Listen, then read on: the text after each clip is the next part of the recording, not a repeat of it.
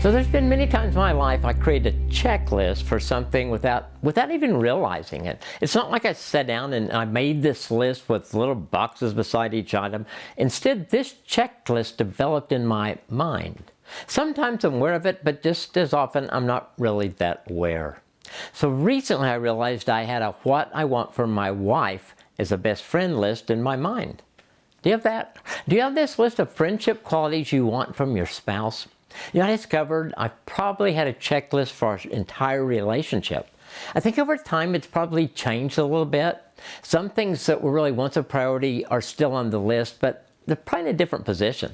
There's nothing wrong with a checklist. What I've learned though is when it comes to friendship checklist in marriage, or any checklist in marriage, I gotta make sure I'm doing well the things that I want Nancy to do well. Think about that. It's not the way we usually look at checklists. You know, if I have a checklist for someone, I write the list, and when they do what's on my list, I check off the box. That never has or never will work in marriage. Never.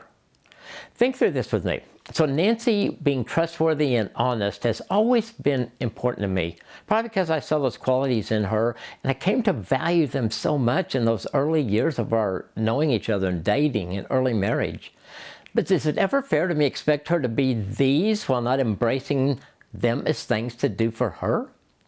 So if you're even wavering with your answer, it's no. Okay, it is no. Not only is it not fair, it's not who God wants me to be as her husband.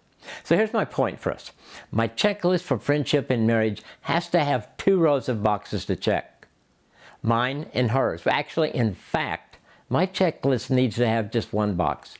Mine. They're for me, not for her. And if I consistently do the things in my marriage to build and maintain and grow our friendship, that's what I'm supposed to do. And in our marriage, when I'm consistent with these, guess what? So's Nancy. So you may be wondering what's on our list. What do Kim and Nancy value in the friendship in their marriage? What are their priorities? What do they focus on? You know, I really debated whether to list these or not, because I don't want our list to become your list, because you need to make your list that fits your marriage together. And here's our list. And maybe it will just help you in jump-starting making your own list. Always be honest with each other, even when it might mean hurt feelings. Trust each other and be trustworthy, always. Be loyal to each other and never let anyone or anything take that away.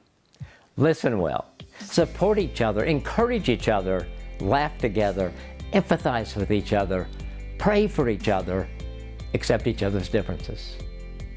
That's about it. We may add something in the future, but today that really fits us well.